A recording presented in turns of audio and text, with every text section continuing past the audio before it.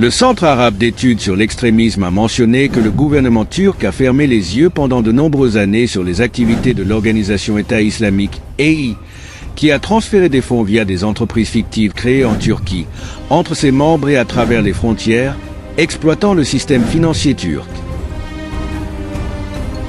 Une enquête menée par le site Nordic Monitor a révélé 3 entreprises fictives parmi des dizaines d'autres, établies par des agents connus de l'EI, dans la capitale financière turque, Istanbul.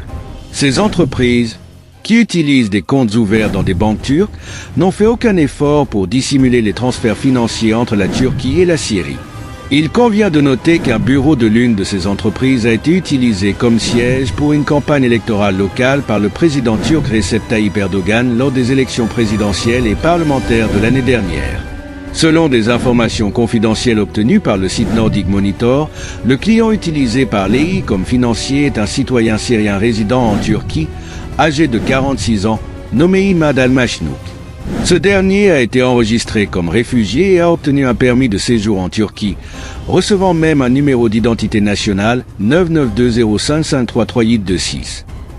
Cela lui a permis de créer des entreprises, d'ouvrir des comptes bancaires et d'effectuer des transactions avec les agences gouvernementales turques, ainsi que d'accéder aux services publics. Ces documents attestent qu'il s'est établi dans le quartier de Basaksehir à Istanbul, qui est un bastion des conservateurs du Parti de la Justice et du Développement au pouvoir. L'une des premières entreprises qu'il a aidé à fonder est Al-Jawad Construction et Aliments Ltd, une société opérant dans le secteur de l'immobilier, de la construction et du commerce alimentaire.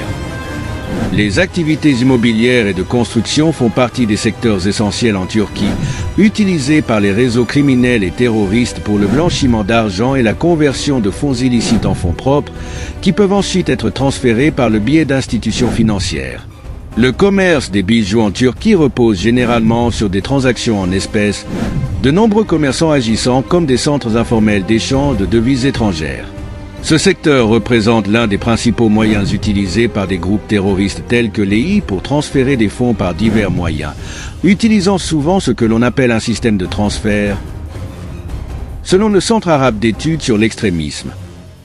Le gouvernement turc n'a pris aucune mesure contre les projets commerciaux d'Al-Mashnouk créés au profit de l'EI, même face à une pression croissante des États-Unis et du groupe d'action financière FATF.